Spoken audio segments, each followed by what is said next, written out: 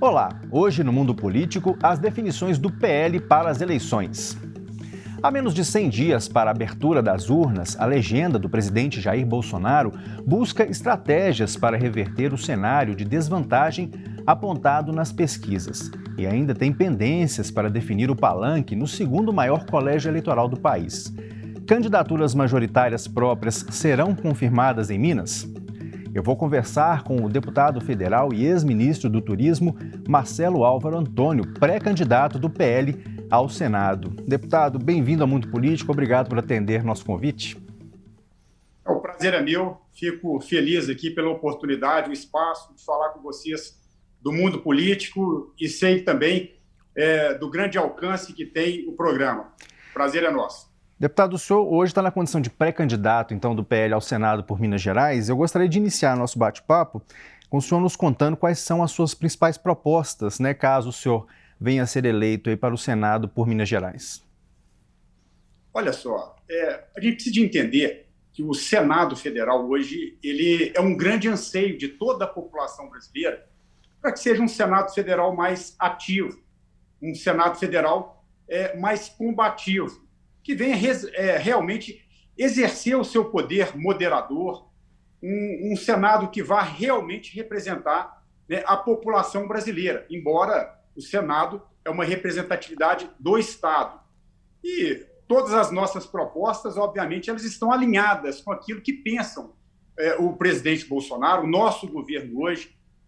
Estar no Senado Federal ali vai ser uma grande oportunidade de debater várias questões de Minas Gerais, como, por exemplo, a nossa infraestrutura, o nosso agronegócio, mas também debater as questões concernentes à nossa liberdade. E eu acredito que o Senado hoje precisa de homens e mulheres que tenham coragem, que não tenham o rabo preso, de fazer o enfrentamento necessário para que cada um dos poderes da federação possa atuar dentro das quatro linhas, né? A gente vê realmente aí algumas invasões de poderes por parte de alguns ministros, por exemplo. O senhor pode dar exemplo, deputado, para a gente de situações como essa que o senhor está pontuando?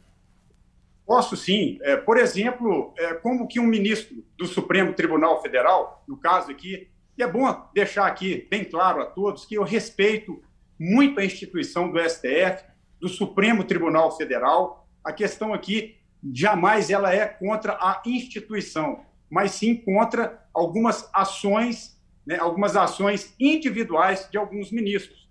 Eu vou dar um exemplo aqui, né, a indicação do diretor-geral da Polícia Federal, ela é feita exclusivamente, constitucionalmente, pelo presidente da República. Isso é uma atribuição constitucional do presidente da República. Então, à medida que o presidente indicou um nome, eu acho muito temeroso um ministro, numa canetada, ele impedir que aquele nome fosse nomeado.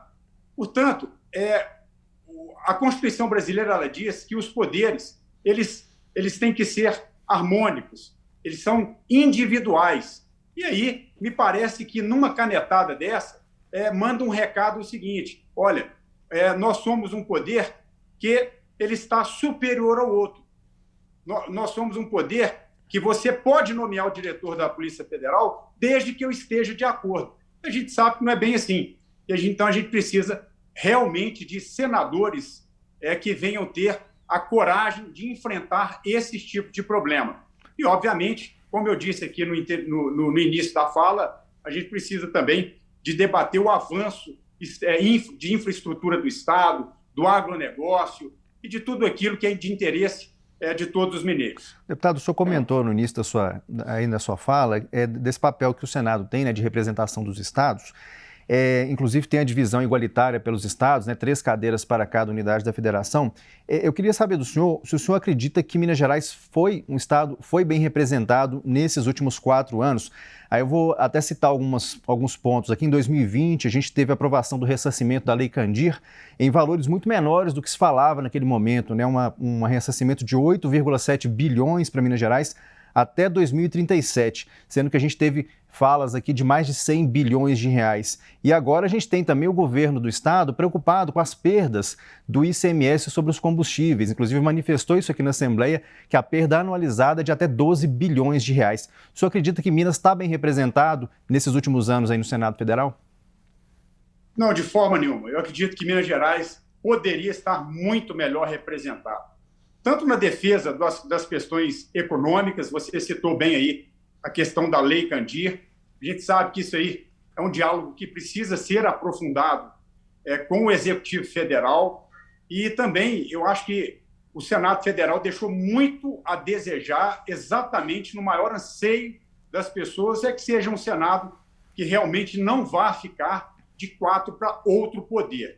Então, acho que o Senado em Minas ele poderia ter sido muito melhor representado do que foi nesses últimos 4 anos. E, sem dúvida nenhuma, a gente sabe que a importância de ter pessoas que têm comprometimento, primeiro, com as pautas que interessam o Brasil e também com as pautas que interessam, obviamente, o povo brasileiro, de ver um Senado Federal forte, um Senado Federal que tenha coragem de fazer tudo aquilo que é necessário para que essas incongruências relacionadas a interferências de outros poderes, elas possam ser sanadas. Deputado, vamos falar um pouquinho sobre o PL, que é o partido que o senhor faz parte hoje, o PL aqui em Minas Gerais. Ele tem um pré-candidato a governador, que é o senador, inclusive, Carlos Viana. Essa chapa ela ganhou luzes aí nos últimos dias, mas os deputados estaduais aqui da legenda, aqui do PL, parecem muito mais próximos a Romeu Zema e, inclusive, tem verbalizado isso. Há algumas semanas a gente teve, inclusive, uma queixa de que a candidatura de Carlos Viana foi construída sem um diálogo interno no partido. Que parece para o senhor, que lhe parece esse desafio e como explicar para os eleitores essa possível divisão que exista hoje no partido? Olha, eu vejo com muita naturalidade isso. Por quê? Porque esses deputados que se sentiram insatisfeitos em dado momento, pelo o lançamento da pré-candidatura do Viana, eles já há mais tempo eles já estavam e compunham a base de governo do governador Zema na Assembleia Legislativa. Então, isso é natural que os deputados eles tenham esse tipo de reação. A gente sabe que ainda há um bom tempo a gente vai fazer essa discussão interna no partido, conscientizar os deputados, tanto os estaduais quanto os federais, da importância da gente realmente ter uma união de forças em torno da candidatura do senador Carlos Viana para o governo federal e o governo estadual. Sim. E não tenho dúvida que, à medida que o senador ele conseguir colocar em um debate interno do partido todas as suas ideias, o senador Carlos Viana ele vai elevar em muito esse debate político aqui no estado de Minas Gerais. Uma pessoa que conhece profundamente as necessidades do estado, militou aí mais de 20 anos no jornalismo estadual, conhece bem o povo mineiro, as necessidades. Eu tenho certeza que é questão de tempo para que esses deputados eles possam realmente agregar e a gente partir com um partido muito unido para essa campanha que está por vir aí no ano de 2022. A candidatura do Carlos Viana é mesmo para valer? O próprio Bolsonaro emitiu sinais aí dias atrás, semanas atrás, de que ela poderia não chegar até o fim, poderia até não chegar à urna.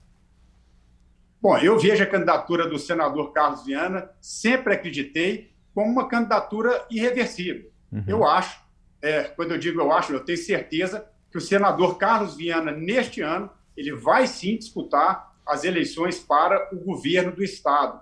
Eu não tenho dúvida nenhuma que, repito, que vai agregar muito nesse debate e o senador Carlos Viana vai ter a oportunidade de mostrar que Minas Gerais pode avançar e pode avançar muito mais, sobretudo quando tem um governo estadual alinhado com o governo federal. Então, sem dúvida, quem ganhará com tudo isso vai ser o povo mineiro, vai ser o debate sobre o estado de Minas Gerais, que será levado por uma pessoa de extrema capacidade e competência, que é o senador Carlos Viana. O senhor está cravando a candidatura do Carlos Viana, deputado. Eu queria também saber sobre a sua candidatura e o tamanho que ela tem neste momento, porque a gente teve também repercussões recentes, inclusive na semana passada, de um possível apoio do presidente Jair Bolsonaro ao deputado estadual Cleitinho, do PSC, que tem dito que ele só não é candidato ao Senado se ele morrer. né? O presidente vai apoiar o senhor ou ainda corre o risco do presidente apostar em outra alternativa, em um plano B, por exemplo? Bom, a minha candidatura, ou a minha pré-candidatura, ela foi construída e chancelada na sala do presidente da República, né, com a presença do presidente Jair Bolsonaro, a presença do ministro da Segov, Célio Faria, na presença do senador Flávio Bolsonaro e na presença do presidente nacional do partido, Valdemar da Costa Neto. Eu tenho certeza que a minha candidatura ela é uma realidade e, sem dúvida nenhuma, nós vamos disputar as eleições nesse ano. Deputado, o senhor visualiza aí um cenário mais harmônico, né, quando a gente estiver com a campanha, né, efetivamente nas ruas, né, e as conversas internas tiverem ocorrido, mas dentro do PL, constatando-se de fato a existência dessas divisões internas, isso de alguma forma pode minar a formação de das bancadas, tanto aqui na Assembleia de Minas quanto no Congresso Nacional. Afinal, a construção dessas bancadas tem sido priorizada pelos partidos, pelo menos aí desde 2016, e presume-se que uma harmonia maior nas legendas traga resultados mais frutíferos, né? Só acredita que possa haver cisão e isso comprometa a formação dessas bancadas? Não vejo dessa forma, nem esse comprometimento, até porque um partido eles são feitos por pessoas, obviamente, e cada um pensa de uma forma, age de uma forma. Isso aí, dentro de uma conversa, de um diálogo aprofundado, eu não tenho dúvida nenhuma que isso vai ser sanado, né? Talvez essas ideias por hora que se divergem uma da outra, isso aí vai ser, obviamente, debatido, entrar num consenso, e a bancada, tanto estadual quanto federal, ela vai de forma unida. Isso eu não tenho dúvida nenhuma. Vejo, repito, com naturalidade, nesse momento inicial, né, uma preferência de um deputado, uma preferência diferente de outro deputado, mas, sem dúvida nenhuma, numa mesa, com olhos nos olhos, a gente vai entrar num debate, a gente vai entrar num consenso, e as bancadas vão seguir unidas em torno do bem que é para o Estado de Minas Gerais e o bem para o Brasil. Deputado Marcelo Álvaro Antônio, o governador Romeu Zema, né, e o presidente Jair Bolsonaro, eles têm manifestado alguma proximidade aí desde 2018, desde aquela campanha, só que neste momento o governador Zema ele tem uma liderança confortável nas pesquisas aqui em Minas e, segundo noticiado na imprensa, está preferindo não se vincular formalmente à candidatura do presidente Bolsonaro. As negociações em torno, né, dessa aliança, entre Bolsonaro e Zema, elas estão de fato concluídas, encerradas? Olha, é natural que no ambiente político, né, ainda mais nesse momento que as convenções se aproximam, o diálogo ele aconteça, né, e das mais variadas formas. O governador Romeu Zema, qual eu respeito muito, ele tem dito por várias vezes que ele tem um pré-candidato a presidente no partido dele, né, que é o Luiz Felipe Dávila. E ele disse isso reiteradamente e falou que vai ser fiel ao partido e ao candidato dele, o que, obviamente, não tem objeção nenhuma em relação a isso. O presidente Jair Bolsonaro, né, o PL em Minas, também tem o seu pré-candidato a governo no Estado, que é o senador Carlos Viana. Eu acredito que a gente tem que ter a consciência de que o nosso adversário é o mesmo, né, é combater o PT, é combater tudo aquilo que saqueou os cofres do Estado, que saqueou os cofres do Brasil. Portanto, nós estamos ao mesmo lado, mesmo campo político. Então, se essas candidaturas elas caminharem em separado, obviamente, o senador Carlos Viana é pré-candidato e também o candidato à reeleição, Romeu Zema, a gente vê isso com muita naturalidade e, obviamente, manter essa boa relação para que no segundo turno das eleições, quem sabe, possamos estar juntos. O deputado, e como é que é a sua relação com o governador Romeu Zema? É difícil negociar com o Zema e, mais do que isso, é difícil negociar com esse entorno que está próximo do Zema? Aí a gente pode citar Matheus Simões, Igor Eto. Como é que é o relacionamento que o senhor tem com esses entes políticos aí? Não, a minha relação com o governador Romeu Zema é uma relação muito tranquila, de muito respeito. Eu, governador, a gente sempre... a gente já conversou muito em relação a demandas do Estado de Minas Gerais relacionadas ao governo federal. Eu ajudei naquilo que eu podia fazer para que o Estado de Minas Gerais pudesse ser atendido em todas as demandas levadas pelo governador Romeu Zema, e a minha relação com ele é muito boa. Ele tem o grupo político dele e as conversas ali não fogem de como são feitas com outros grupos políticos. Ali, realmente, a gente percebe que cada pessoa ali ela também tem uma cabeça, ela pensa de uma forma, ela pensa de um jeito. E isso aí tem que compilar todas essas informações e apresentar um modelo melhor para o Estado de Minas Gerais, para os mineiros. E eu não tenho dificuldade nenhuma em me relacionar com o secretário Igoreto, com o secretário Matheus Simões. Agora, a decisão partidária, né, política, se vai caminhar, obviamente, com o presidente Bolsonaro ou com outro candidato, isso aí é uma decisão tomada por eles que a gente vai respeitar sempre. Agora, o senhor não teria mais viabilidade, mais chances nessa disputa ao Senado se estivesse numa chapa formal com Romeu Zema? A avaliação política, ela, sem dúvida nenhuma, diz isso, que eu poderia ter mais chances na chapa do governador Romeu Zema.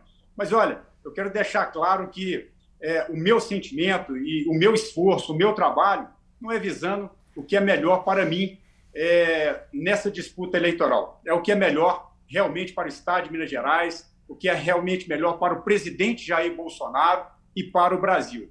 Então, se tiver que ir para algum esforço ou para algum sacrifício, por isso, não vejo problema nenhum. O que importa é aquilo que seja melhor para Minas e para o Brasil.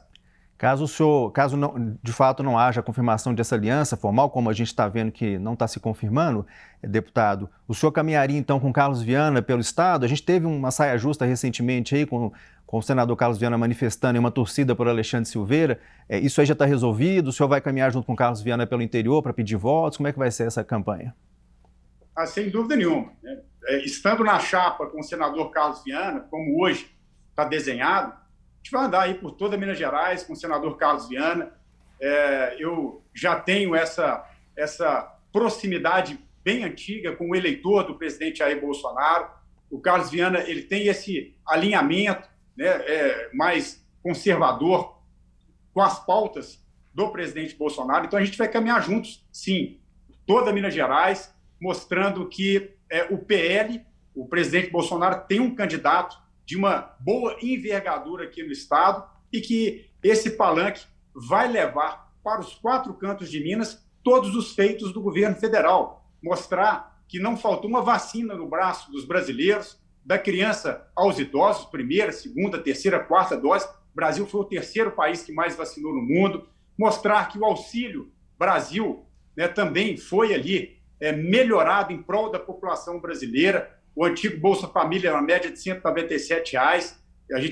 O presidente Bolsonaro passou isso para 400, com a possibilidade de ir a R$ 600 do Auxílio Brasil, mostrando que títulos de propriedade para as pessoas que integravam o MST, quase 400 mil títulos de propriedade entregue no Brasil, dando dignidade às pessoas, aproximando essas pessoas que militavam no MST dos fazendeiros, fazendo essa boa amizade. Então, tem muita coisa que o governo federal realizou e que eu e o senador Carlos Viana vamos levar para os 4 cantos de Minas Gerais, porque eu acredito que essa guerra é uma guerra muito da comunicação. As pessoas precisam entender aquilo que o presidente Bolsonaro fez e o governo federal entregou nesses 4 anos de governo. Deputado, o senhor mencionou a questão do aumento do Auxílio Brasil, né, que está aí em discussão, parece que vai ser votado nessa semana no Senado, já passou pela Câmara, e tem outras questões nesse projeto, né, de auxílio para caminhoneiro, para taxista e outros pontos ali. O senhor não teme que, passando esse projeto e vencido esse momento eleitoral, não se crie uma situação de desajuste nas contas públicas a partir do ano que vem? De forma nenhuma.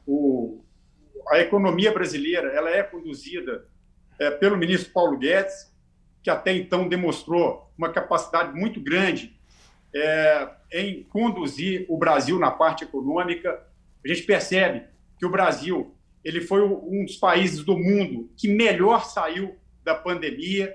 O auxílio emergencial, que muitos temiam, né, de endividamento dos cofres públicos, ele foi pago, pelo menos durante 6 meses, R$ 600 para o cidadão brasileiro, por mais de 60 milhões de pessoas que receberam esse benefício, quase ou mais de 1 trilhão de reais gastos pelo governo federal para assistir e atender a população brasileira. E agora eu não vejo diferente, porque, sem dúvida nenhuma, todas essas medidas foram submetidas a um profundo estudo pela parte econômica do governo, liderada ali pelo ministro Paulo Guedes. Então, sem dúvida nenhuma, como tivemos aí estelionatos eleitorais no passado, como, por exemplo, a Dilma promoveu no Brasil em 2014, sem dúvida, não haverá isso mais. O ministro Paulo Guedes, ao lado do presidente Bolsonaro, com muita responsabilidade e com muita competência conduzindo aí a economia brasileira, vai apresentar todos esses benefícios para a população brasileira, mantendo as contas em ordem. Fazer só uma retificação, na verdade o projeto ele passou pela comissão especial na Câmara, né, o APEC, e ainda aguarda a votação pelo plenário. A gente inclusive teve a proposta, uma tentativa de votação na semana passada, mas mesmo com 83% do quórum presente, o presidente Arthur Lira preferiu não colocar em votação, temendo ali uma possível derrota, né, deputado?